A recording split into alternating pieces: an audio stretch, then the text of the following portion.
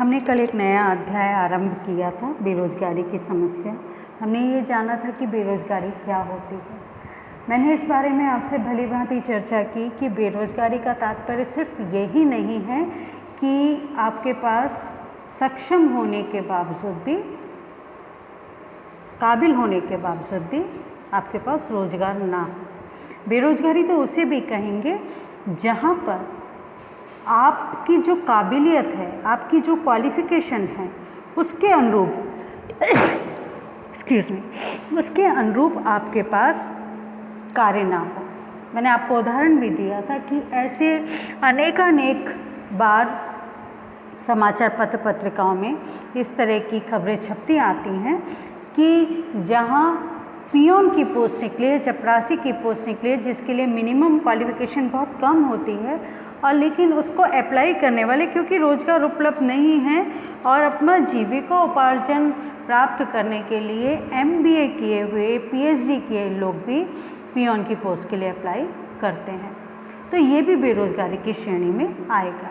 हमने ये जाना था कि चक्रीय बेरोज़गारी कौन सी है, सीजनल अनएम्प्लॉयमेंट कौन सा है, ग्रामीण संरचना में किस प्रकार की बेरोज़गारी पाई जाती है, वर्तमान स्थिति में जो शहरी समाज है वहाँ किस प्रकार की बेरोज़गारी पाई जाती है। इस प्रकार की तमाम जानकारियाँ हमने कल प्राप्त की थी।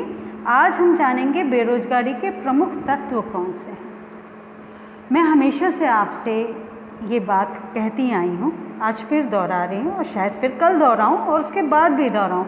मैं तब तक इस बात को दोहराऊँगी जब तक मुझे ये विश्वास नहीं हो जाएगा कि आपने मेरी बात को समझने का प्रयास किया है।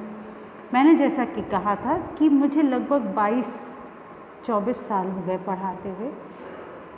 जब मैं स्वयं विद्यार्थी थी, मेरे गुरुजनों ने मुझे ये बताया था और आज आपकी गुरु होने के नाते मैं अपने उस दायित्व का निर्वहन कर रही हूँ।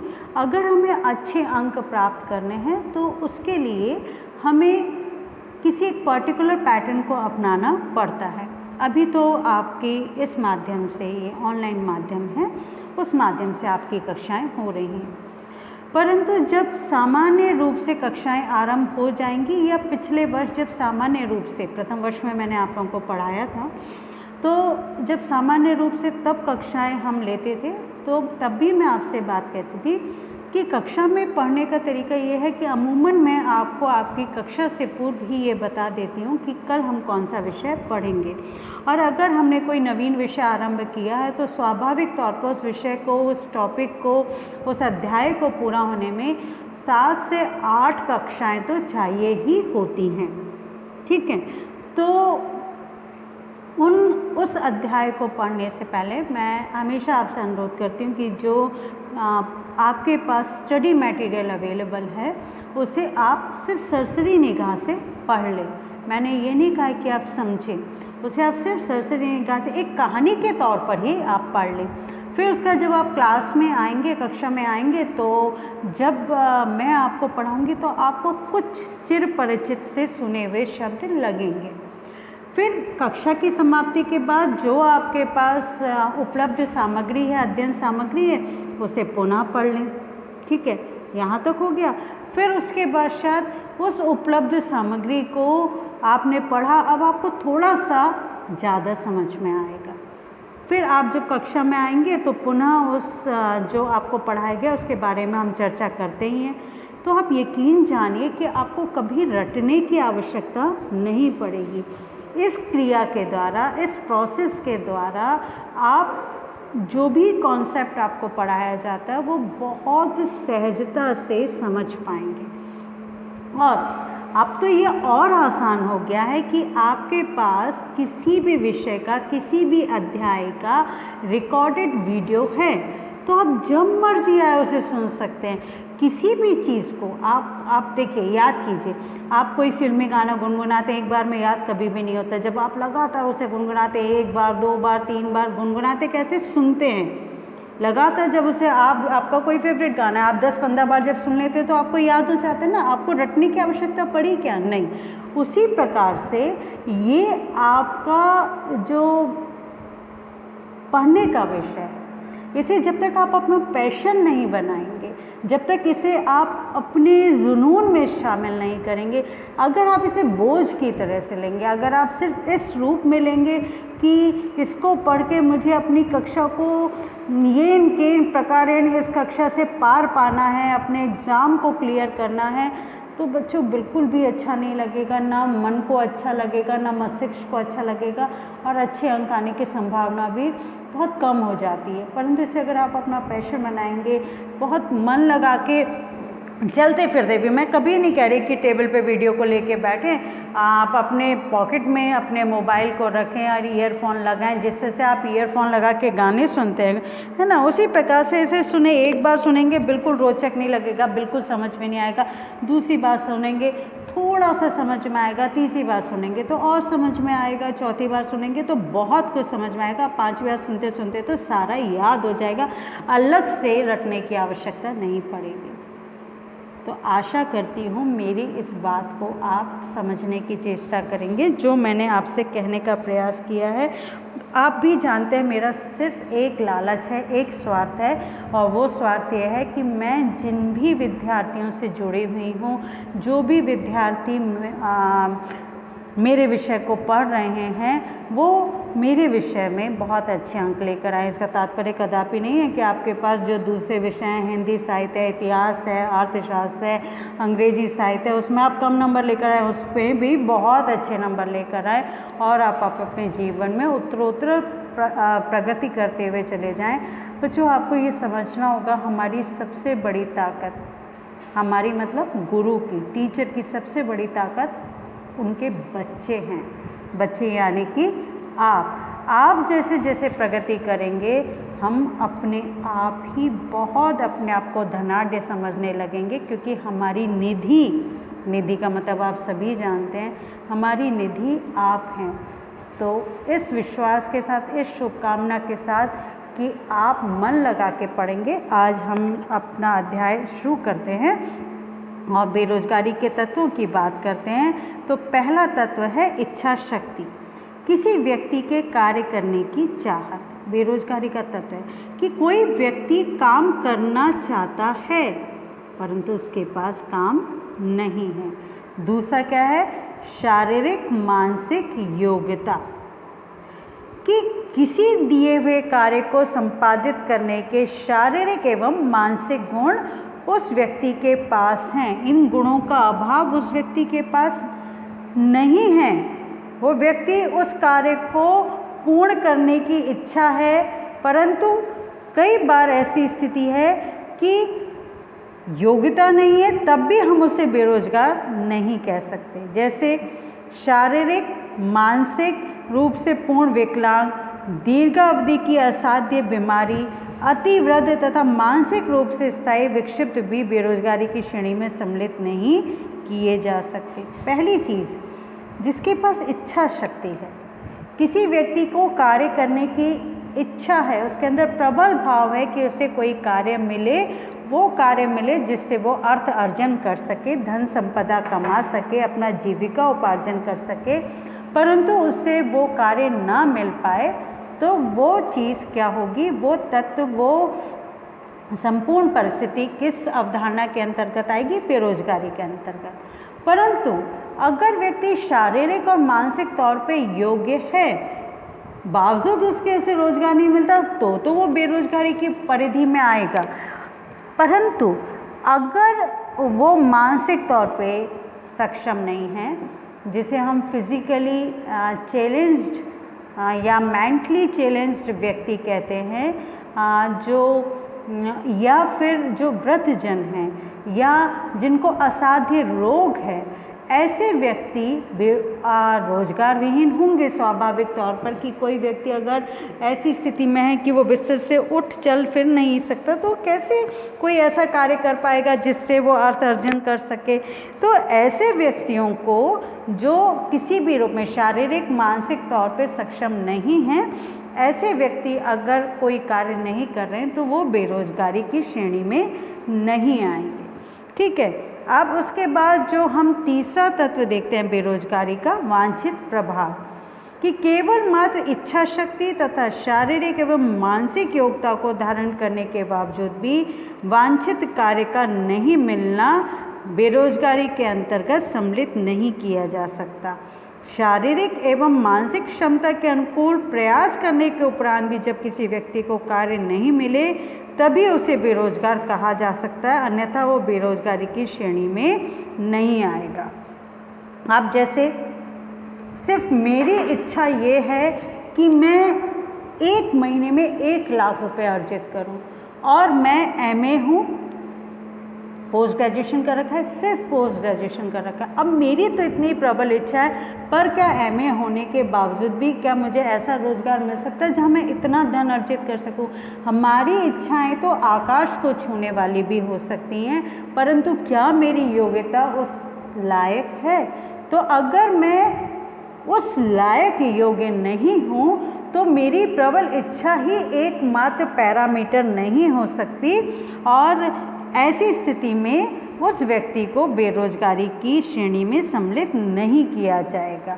हाँ, ये ज़रूर है कि शारीरिक एवं मानसिक क्षमता के अनुकूल प्रयास करने के उपरांत भी, फॉर एग्ज़ाम्पल आप ग्रेजुएट हैं और आपने बहुत प्रयास किया और आपने कॉम्पिटिटिव एग्ज़ाम भी देना चाह रहे हैं लेकिन पोस्ट ही नहीं निकल रही हैं सरकारी स्तर पर, तो ऐसी अवस्था में आप बेरोजगार कहलाएंगे।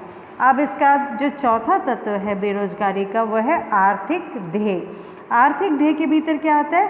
किसी भी व्यक्ति का कार्य करने का उद्देश्य धन अर्जन करना होना चाहिए। स्पष्ट है कि जब व्यक्ति कोई कार्य करता है तो उसका उद्देश्य क्या होता है? धन अर्जन करना होता है। अगर किसी व्यक्ति को अन्यत्र कहीं काम नहीं मिलता और स्वयं के अथवा अपने परिवार के सदस्यों के साथ उस कार्य को करता है जिसके करने से उसे बाजार में धन अर्जित कर सकता था, ऐसी स्थिति में बेरोजगारी की स्थिति कहलाएगी। नहीं समझे? मैं समझाती हूँ।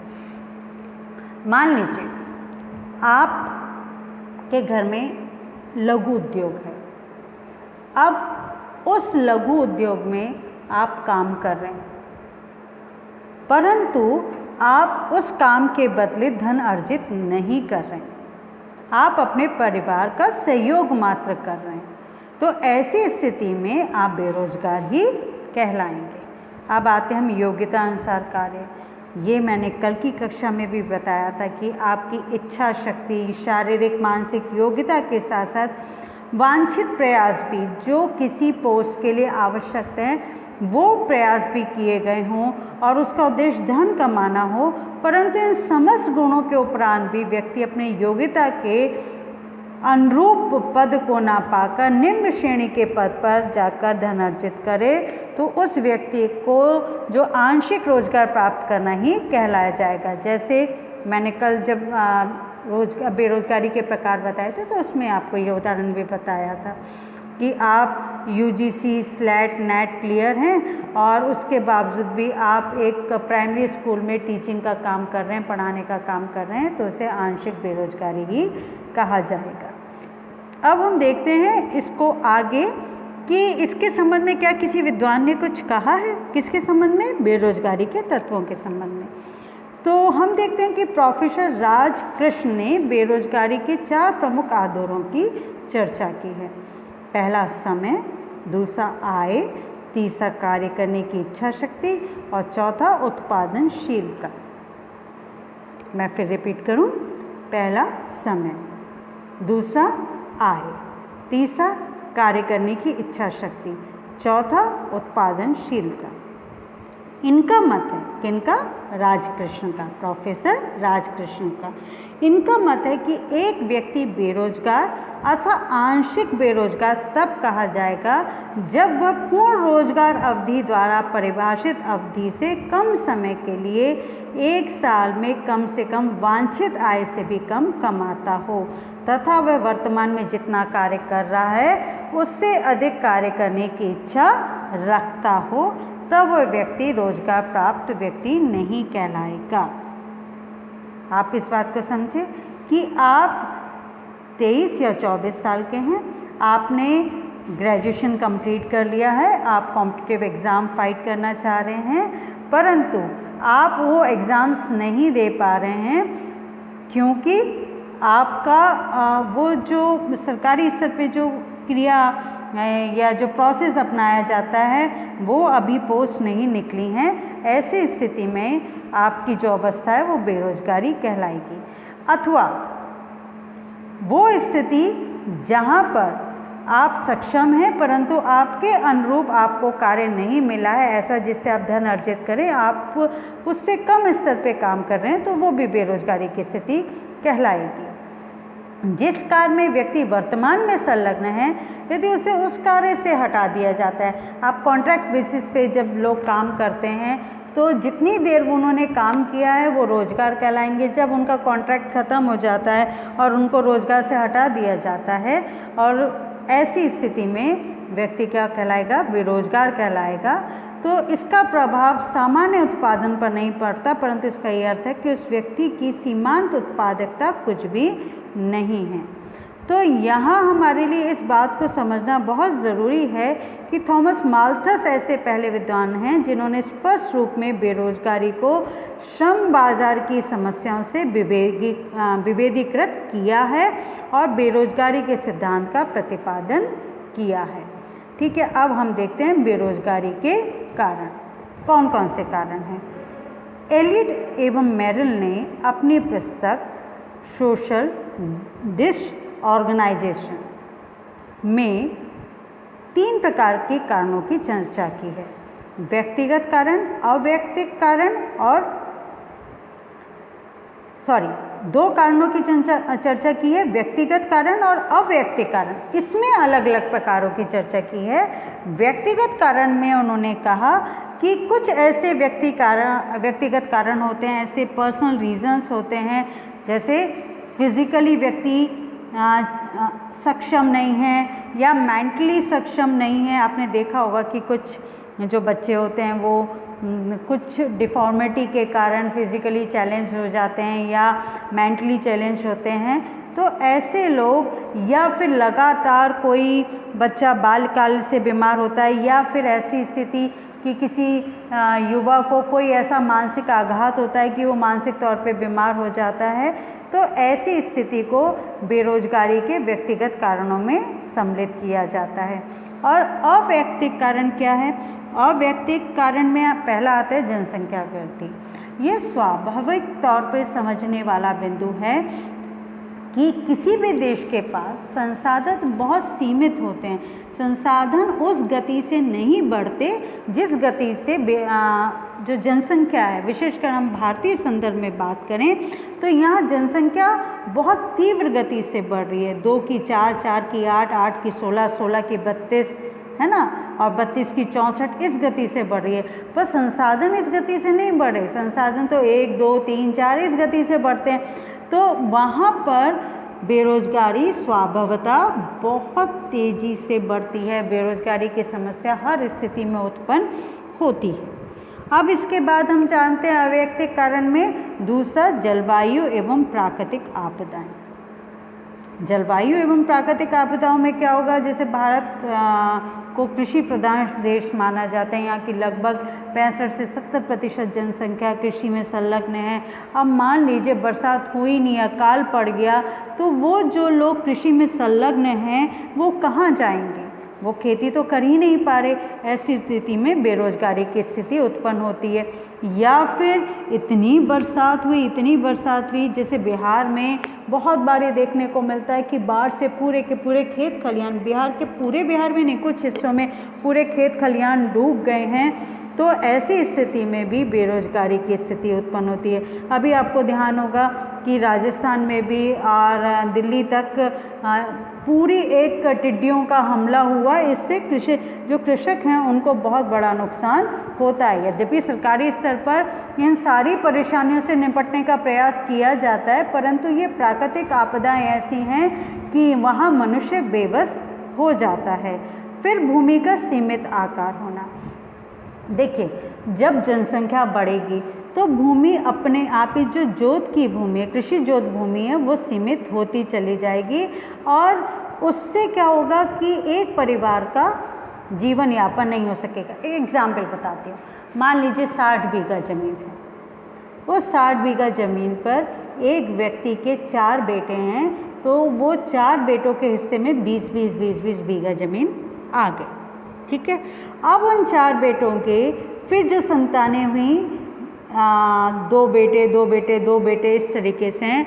अब वो जो 60 बीघा की पहले ही 4 में कितने बट गए थे, 20-20, अब वो 20 का कितना हिस्सा हुआ, 10-10।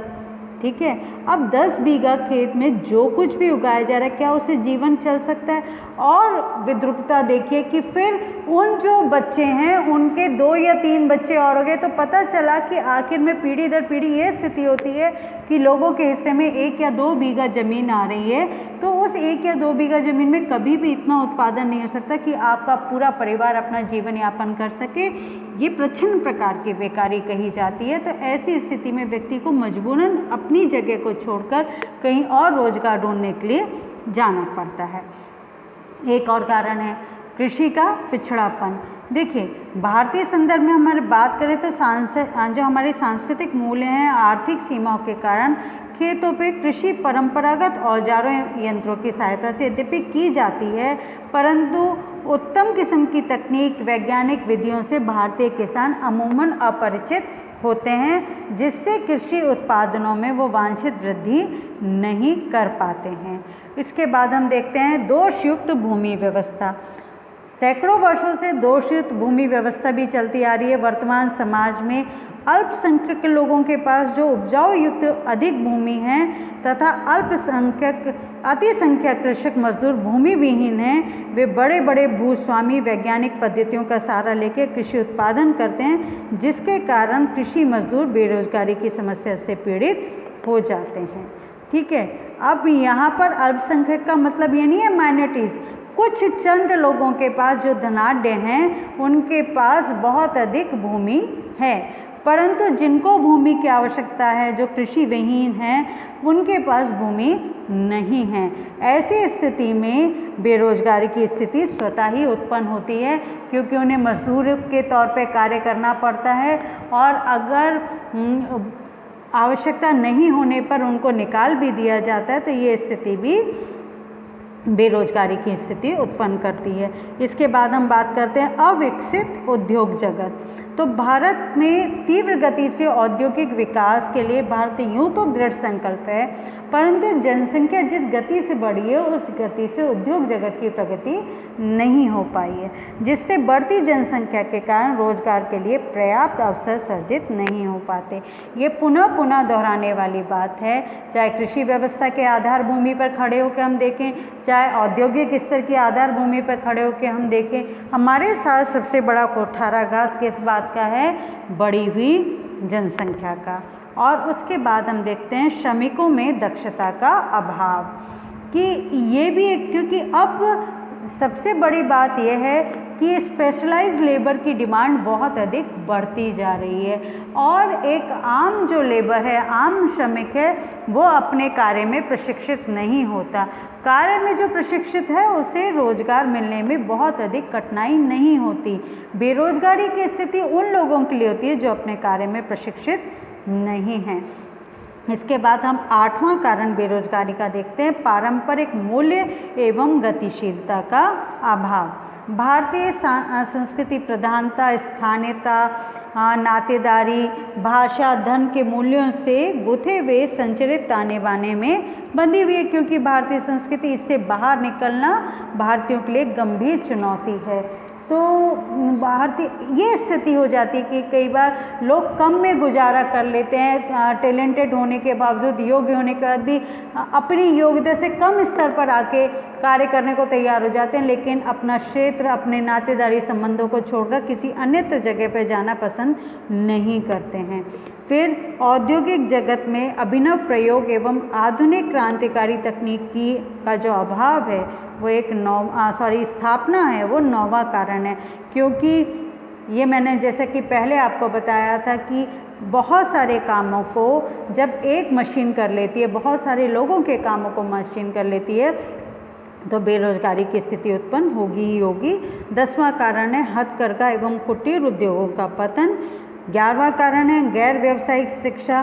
गैर व्यावसायिक शिक्षा की दोषपूर्ण जो शिक्षा प्रणाली है, देखिए हमारी जो शिक्षा पद्धति है वो हमें डिग्री होल्डर तो बना देती है, लेकिन हमें इस लायक नहीं बना पाती कि हम स्वयं के रोजगार को का निर्माण कर सकें। हम किम कर्तव्य विमूढ़ से टकटकी लगाए देखते हैं कि हम किसी सरकारी नौकरी के प्रति जो आकंठ इच्छा है वो बेरोजगारी का एक बहुत बड़ा कारण है। ऐसे बहुत सारे युवा हैं जो सालों दर साल सिर्फ इस इंतज़ार में बैठ रहते हैं कि कब सरकारी स्तर पे भर्तियां निकलेंगी और उसमें वो प्रयास करेंगे। फिर उद्योग जगत में अस्थिरता के कारण भी श्रम की मांग व पूर्ति में असंतुलन होता है। इसके बाद और कौन कौन से कारण हैं वो हम कल की कक्षा में जानेंगे, लेकिन जैसे मैंने आपको बताया प्राकृतिक आपदाएं, उसी प्रकार से आज जो हम देखते हैं कि आज से 100 साल पहले भी महामारी आई थी और अब जो स्थिति है महामारी की, जब कभी भी विश्व भर में कोई महामारी फैलती है तो वो भी बेरोजगारी की स्थिति को, सारे किले ढह जाते हैं। पूर्ण रूप से विकसित समाज भी कहीं ना कहीं इस प्रकार से छिन्न विछिन्न हो जाता है जो हमारी कल्पना से परे है। आज संपूर्ण विश्व की अर्थव्यवस्था चरमरा गई है, तो आज से 8 महीने या 10 महीने पहले जो अर्थव्यवस्थाएं बहुत सुदृढ़ता के साथ विकास कर रही थी, कोरोना महामारी ने, कोविड-19 ने उस पूरी अर्थव्यवस्था को चरमरा दिया। तो इस प्रकार की आपदा भी बेरोजगारी का एक प्रमुख कारण बनती है। आशा करती हूँ मैंने जो कुछ आपको पढ़ाया है वो समझ में आपको आया होगा, और हमेशा की तरह से मैं ऋणी हूँ Kota Open University, Uttarakhand Open University, जिनकी अध्ययन सामग्री को मैं विद्यार्थी हितार्थ प्रयोग में लेती हूँ।